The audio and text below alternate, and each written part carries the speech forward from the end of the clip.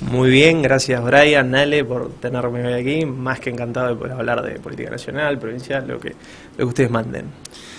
Si te parece, arrancamos de arriba para abajo. Tirá números, encuesta, ya. ¿Cómo evaluás hoy? Justamente le decía Ale, hoy se cumple un año de las elecciones generales, de aquella victoria de Massa, aquella entrada de Milei al balotaje y todo lo que vino después con un Milei que juntó al PRO, que armó un gabinete que hoy tiene a una Patricia que está tratando de luchar por quedarse con el PRO para el año que viene, con un Macri que acompaña pero que también quiere poder. ¿Cómo ves ese escenario del oficialismo particularmente? Lo primero, parece que han pasado 10 años en uno. Yo creo que eso es una de las cosas que nos pasa en la nueva Argentina de Milei, ¿sí? Yo recuerdo en ese momento haber estado trabajando en la campaña general, y uno veía que el escenario del peronismo defendía una elección de 31, 32 puntos más o menos, tomando 20-21. Entonces, Massa había sacado 27 puntos, 26 puntos dentro de la PASO, había quedado lejos, ¿sí?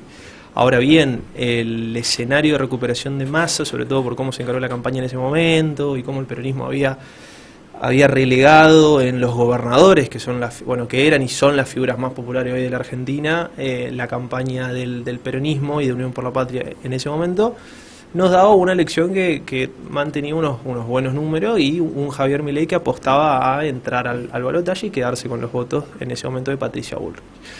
Bueno, ¿qué ha pasado desde ahí? Milei yo creo que es uno de los presidentes que más débil ha sido, no solo legislativamente, sino en términos de opinión pública, que no es menor, porque a veces se ha instalado un mito que Milei tiene una muy buena imagen, cuando en realidad si uno compara presidencias como la de Mauricio Macri, la de Cristina Fernández de Kirchner, inclusive la del mismísimo Alberto Fernández, Milei por caso siempre tiene entre 20 o 30 puntos menos de imagen positiva que lo que tenían estos tres presidentes en su primer año de mandato. Entonces ese dato no lo podemos omitir en el análisis de este primer año de Milei.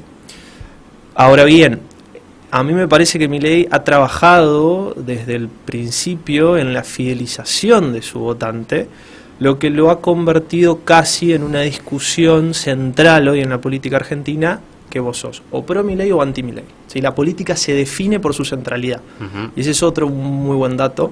¿Por qué? Porque Milei, ante una oposición muy dividida, ¿sí? Una oposición demasiado heterogénea, inclusive estando en desventaja, ¿sí?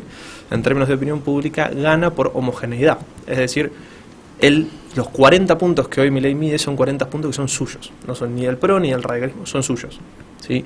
Y la oposición, si bien mide 60 puntos, es una oposición heterogénea, muy disímil, donde uno puede encontrar personajes desde Lustó hasta Cristina, pasando por Kicillof, pasando por Pichetto, ¿sí? Entonces ahí está una de las fortalezas del actual Milei. Ahora bien, en tanto y en cuanto Milei siga perdiendo imagen, viene en caídas estrepitosas los últimos 3 meses, ha perdido el control de agenda, ¿sí? Eso es otra cuestión. La primera mitad del año Milei marcaba agenda, Milei pedía explicaciones, ¿sí? Era un Milei que le pedía explicaciones a la política, a la casta, ¿sí? Que hablaba desde un rol denunciante del Estado, la situación de las arcas públicas, y la segunda mitad del año, o entrando en la segunda mitad del año, nos encontramos con un Milei que tiene que dar explicaciones, ¿sí? De la política económica, de la situación en términos de la pobreza, de la desigualdad, de la educación, de los vetos, ¿sí?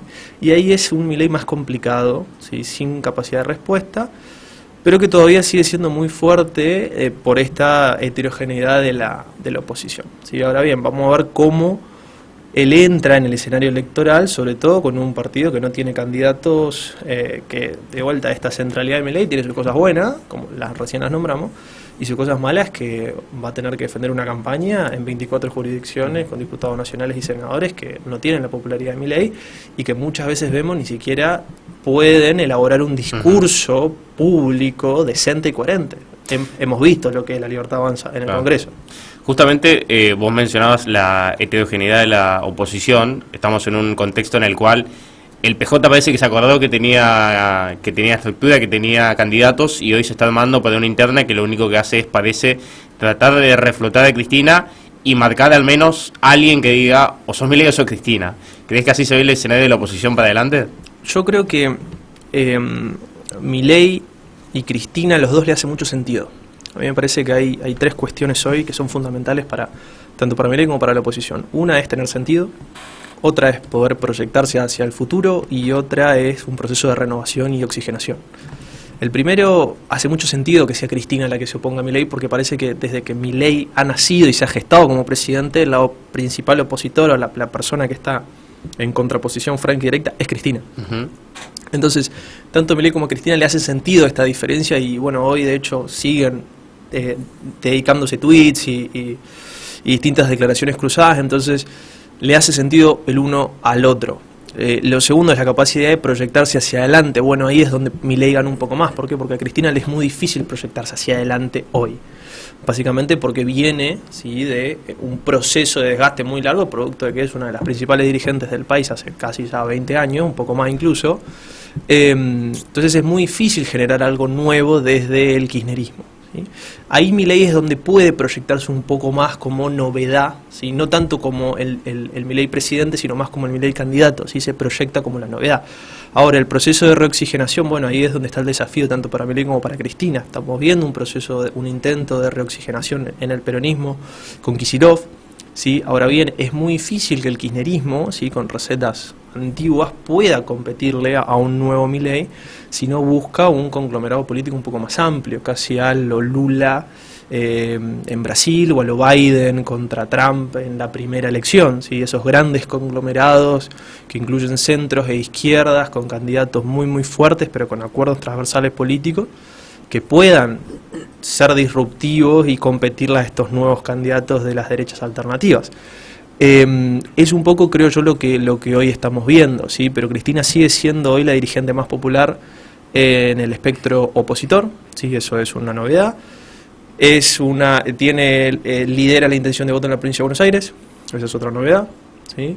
Y lo tercero es que, bueno, ha plegado a todos los dirigentes del peronismo que se intentaron, veremos cómo sale la interna con Quintela, pero la verdad que hoy lo que se ve es un liderazgo indiscutido de Cristina dentro del espectro del peronismo, que naturalmente en términos electorales a nivel nacional sufre, ¿sí?, si va solo. Ahora, hay que ver cómo se configura la heterogeneidad opositora y si Cristina puede liderar o no ese batallón para el año que viene. Sin duda que es difícil de entender. A ver, hiciste un paralelismo en la historia de la Argentina. Vos tenías radicales y peronistas, entonces tenías un lado A y un lado B. Eso se transformó por la transversalidad y las distintas situaciones que llevaron a un bifrentismo. Desapareció el bifrentismo, o aparentemente desapareció, y hoy aparece un Milei Cristina. O sea, volvimos al viejo modelo, al menemismo, digamos, a esos nombres propios. Ahora, si vos tenés que pensar en esa nitidez que tenés de representantes de un sector y otro, ¿cómo haces para conglomerar los que más o menos podrían estar juntos con los que no? Porque después tenés una lógica del kirchnerismo, que el kirchnerismo ha demostrado claramente que cuando está fuera te pide un pacto de sangre para ir con vos en la lista. Milei en esta no es candidato. Tenemos el ejemplo de Misiones, donde era presidente, pero no tenía candidatos acá, pero arrasó en la provincia. ¿Cómo convivís con el armado de un frente opositor, siendo Cristina lo mejor que podés mostrar, y del otro lado un oficialismo que el mejor estandarte no es candidato? Dijiste dos cosas muy buenas, Ale. La primera, el tema de la nitidez. Hoy lo que garpa, lo que atrae en términos de coyuntura, en términos de comunicación, en términos de identidad, es la nitidez. ¿Sí? Es la coherencia y la nitidez de ser transparente con intereses y con motivaciones y con valores, incluso más que la experiencia, te diría. Esa nitidez hoy se ve en la oposición con todo lo que tiene que ver con los temas, ¿sí? Hay una oposición que es más efectiva, ¿sí?, que no sufre tanto como podría pensarse cuando se nuclean temas. Por ejemplo, jubilados, educación, universidades, ¿sí? Cuando se habla de temas es mucho más fácil para liderazgos como el de Cristina, ¿sí?, conjugar distintos intereses, en este caso como los opositores, en torno a una temática, ¿sí? La oposición, de hecho, está siendo muy tonta en los planteos que hace contra Milei. ¿Por qué? Porque una cosa es aglutinarse en torno a temas y criticar un gobierno de Milei en torno a temas, y otra cosa es la crítica por el todo. ¿Cuál es la crítica por el todo? La que generalmente se escucha en los dirigentes del kirchnerismo cuando hablan de la ultraderecha que viene a combatir y a reducir los salarios del pueblo trabajador, ¿sí? Cuando uno habla de esos grandes bloques ideológicos, uno parece que escucha a un dirigente del siglo XX, o incluso peor, más atrás, y ahí es donde Milei gana, porque ese es el clivaje que hoy al gobierno le interesa y le conviene, ¿sí? Porque en la discusión del bloque temático ideológico, Milei sigue siendo ese candidato que se proyecta hacia adelante y que puede ofrecer algo nuevo, versus ese bloque ideológico peronista, socialista, comunista, con ideas del siglo pasado. Ahora, cuando a Milei se le critica un tema concreto, como puede ser el estado de la educación pública, los salarios de las universidades, el poder adquisitivo de los jubilados, bueno, ahí Milei sufre mucho porque es una crítica específica que logra unificar apoyos transversales en todo el arco opositor. Y esa es la bala que le entra. Por eso es que estos últimos meses fueron tan difíciles para el gobierno de Milei, porque primero viene con el DNU, arranca con el tema de la CIDE, sigue con el tema de jubilados, sigue con el tema de las universidades. Si él no lograba la vuelta de los diputados radicales, ¿sí?, con la venia de nuestro querido Martín Arjol, iba a estar en un momento muy delicado Milei, porque iba a estar a tiro de hasta un juicio político, porque no tenía los números. Ahora, en función a lo último que dijiste, ¿cómo crees que, porque esto no pasa solamente en Misiones, pero cómo crees que transcurrirá o transcurre el posicionamiento político en las provincias cuyos diputados han cambiado su voto, como el caso de Arjol acá en Misiones, o el caso de Campero en Tucumán, y no me acuerdo los lugares de los otros diputados? Córdoba, Formosa. Eso. Bueno, esos diputados tienen una gran dificultad.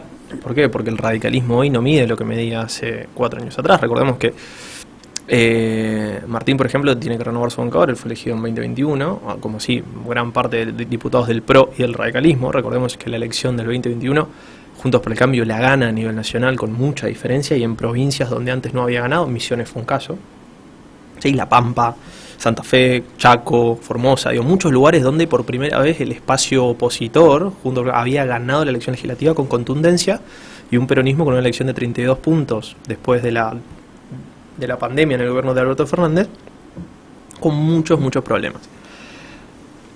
Ellos hoy están ante un escenario bastante difícil, porque el radicalismo y el PRO no miden más de 5 puntos a nivel nacional. O sea, muy probablemente lo que le pase a los diputados radicales y a los diputados del PRO, sobre todo a los radicales, es que esta política Milei, anti-Milei, que venimos charlando, los va a dejar afuera. Y vas a tener a muchos diputados kirchneristas que van a entrar, y muchos diputados de la Libertad Avanza que van a entrar, y justamente le van a ganar lugar a todos estos espacios provincialistas y radicales, que no entran dentro de esta dicotomía, y muchas veces fuerzan sus postulados ante cosas que mucho no lo son, ¿sí? Digo, es por caso lo que le está pasando a radicales como Martín, bueno, que no es solo él, es una discusión hacia adentro del radicalismo nacional, lo mismo el PRO, ¿sí? Ahora bien, apartando esta cuestión de provincias concretas y la dificultad que va a tener el radicalismo y el PRO, sobre todo para generar esta nitidez de la cual estábamos charlando, tenemos que hablar de cuál va a ser el armado en las distintas provincias. Milei ha venido perdiendo intención de voto y ha venido perdiendo credibilidad e imagen a un ritmo acelerado, ¿sí? Uno ahí piensa a veces que Milei actúa como si hubiera sacado 56 puntos en la primera vuelta. Claro, propios. Sí, propios. Y son 56 puntos casi que prestados. Entonces, ante un Milei que sigue bajando, ¿sí?, que tiene una intención de voto fija de 35 puntos, ¿sí?, ya ha perdido ese 30 más 10, que eran los 30 de la Libertad Avanza más los 10 de Patricia Bullrich, los ha perdido. Bueno, ¿sigue estando primero? Sí, sigue estando primero. Ahora, probablemente lo que empecemos a ver y lo que vemos en las encuestas es que muchos espacios provincialistas, muchos espacios de centro, ¿sí? Por ejemplo, pienso en Schiaretti en Córdoba, que está primero en intención de voto. En Córdoba Milei ha sufrido mucho, recuerden que sacó 80 puntos en la segunda vuelta, hoy Milei mide 27 en Córdoba, ¿sí? O sea, es una pérdida estrepitosa, pero después de los incendios, el tema universidad, bueno, en Córdoba ha volteado presidente, ¿sí? Lo que nos marca es que ante un Milei que siga cayendo en las distintas provincias, eso le va a dar mucho aire a espacios provincialistas y a espacios de oposición. Entonces muy probablemente lo que empecemos a ver sean provincias donde se fragmente mucho la oferta electoral y tengas 3, 4 opciones competitivas si Milei sigue cayendo en términos de imagen y intención de voto. Por ejemplo, en Córdoba vas a tener a la Libertad Avanza, vas a tener al PRO, al radicalismo, al kirchnerismo y al peronismo cordobés. Claro. Son 5 espacios, los 5 competitivos. ¿Sí? Pensemos aquí en Misiones. Aquí en Misiones vas a tener a la Libertad Avanza, vas a tener al PRO o al radicalismo, vas a tener al Frente Renovador de la Concordia y vas a tener al peronismo. Ya vas a tener 4. Bueno, y así ese esquema se va a repetir provincia por provincia. Entonces, muy probablemente los espacios nacionales vayan a acuerdos sectoriales por provincia. ¿Sí? No van a con una estrategia nacional, van a ir con acuerdos donde en algunas provincias vayan juntos y en otras provincias probablemente vayan separados. Sí, te quería justamente continuar con esto del análisis acá en la provincia, porque también pasó mucho en este año, y la pregunta va más cómo es tanto al oficialismo con la oposición, con todo lo que ocurrió en el medio. Estamos hablando de los conflictos policiales, estamos hablando del propio caso Quisca, que golpeó mucho a la oposición. Hoy nos encontramos con una legislatura que todavía le falta completarse en su cantidad de diputados porque hay una banca vacía. Bueno, ¿cómo analizás para adelante, sabiendo que estamos en una elección que va a ser en abril o en mayo, seguramente de la provincia de Misiones, de cómo va a reaccionar la gente ante estas cuestiones que sucedieron a lo largo del año? Bueno, buena pregunta. Yo creo que por primera vez lo que estamos viendo es una provincia que ha tenido escenarios de intranquilidad. Misiones ha sido una provincia que se ha caracterizado en la opinión pública incluso por tener 2 atributos que el misionero valora por demás sobre todo, que es su tranquilidad y el orden, un orden fiscal, digámosle, que es que la provincia parece ordenada en sus cuentas públicas o en su cuenta fiscal, una provincia desendeudada, pero que a fin de mes ha logrado pagar siempre los sueldos y no hemos tenido grandes inquietudes en ese sentido. Bueno, me parece que esas 2 cuestiones hoy se han puesto en duda, o al menos se empezaron a poner en duda con los conflictos policiales primero de un lado, después con conflictos con los docentes, ¿sí? Que iban y persistían y eran comentados, y había un movimiento de base que era muy fuerte, una situación de descontento que era muy fuerte, con una demanda muy fuerte, ¿sí? Que no tenía un correlato en su oferta política, ante una oposición muy incapaz de poder conducir esos reclamos y esas demandas. Entonces, yo creo que el principio de año fue muy difícil para el gobierno provincial y me parece que eso se vio en los números de aprobación de gestión y del gobernador, ¿sí? Históricamente arriba de 80 puntos, ¿sí? Y hoy bastante más golpeados. Pero sí me parece que el caso Quisca ha develado y ha mostrado las deficiencias que tiene la oposición en su articulación conjunta, ¿sí? Me parece que el caso de pe a pa ha sido mal manejado por toda la oposición al no visibilizar y no tener un discurso concreto y coherente, ¿sí? Siempre pareciera que la oposición corría detrás de la liebre, ¿sí? Siempre se enteraba de lo que pasaba por la televisión y eso la verdad que dejaba mucho que desear, sobre todo en el accionar político, ¿sí? Pero inclusive también a la propia renovación, ¿sí? Recordemos que Quisca se escapa con un pedido de captura medio que ya era casi obvio que lo iban a desaforar. Entonces yo creo que fue una serie de malas decisiones, de malas declaraciones también de la oposición, que creo que ha salido muy golpeada. Entonces eso nos da 2 grandes incógnitas, ¿sí? La primera incógnita es, bueno, toda esta sensación de cambio, de descontento, no digamos cambio, de descontento, digámosle, de disconformidad con la situación actual, bueno, ¿se va a ver canalizada en la oferta opositora que se configure el año que viene? Es una gran pregunta, no lo sabemos, ¿sí? Y lo segundo es, bueno, ¿quién va a ser la nueva figura de la oposición que comande un proceso de reoxigenación? Porque si empezamos a hacer un checklist de todas las figuras de la oposición que han participado, y medio que a todas ya la sociedad misionera le ha marcado el boleto. Entonces, Nehuen, te pregunto antes que nos llegue el rotativo. ¿Existe la posibilidad, o vos crees que existe la posibilidad en Misiones que suceda algo al modelo presidencial el año pasado? Por decirte, mañana, por la razón que sea, lo liberamos a Amarilla y Amarilla no tiene nada que ver. ¿Puedes generar ese impacto tan profundo como para que en la provincia se vuelque o aparezca un nuevo líder así espontáneo, casi?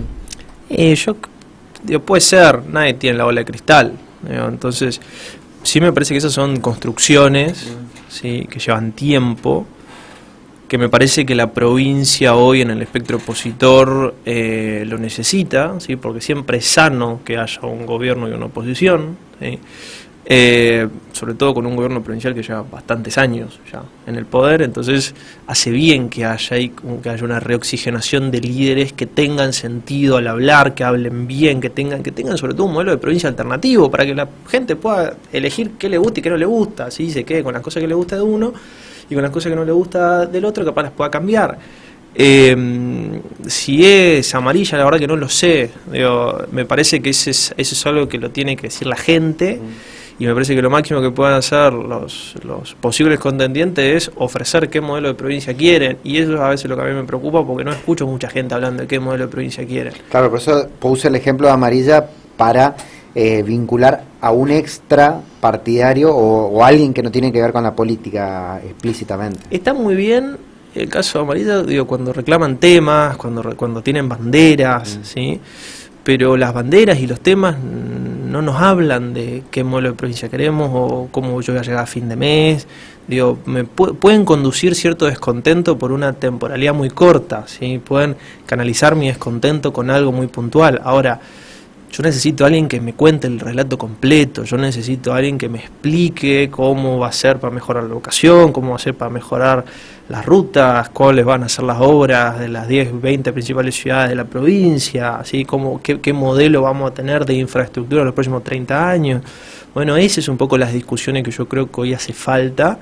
De vuelta, que pueden hacer del descontento, no digo que no, se pueden empoderar figuras a partir de estas situaciones concretas, pero que necesitamos un poco más. ¿Sí? Y eso es hoy lo que yo no estoy viendo en la oposición y decididamente sí lo veo en el gobierno provincial, ¿sí? Que lo tienen muy ordenado y muy bien aceitado. Bien, Nehuen, un gustazo tenerte acá con nosotros. Mañana te traemos de vuelta para hablar de Uruguay si quedas por acá, pero si no, siempre quedan temas afuera, así que un verdadero placer charlar como siempre. Muchísimas gracias, Ale, Brian, gustazo. Nosotros nos vamos al rotativo y ya venimos con el último bloque. El rotativo del aire de Radio Rivadavia.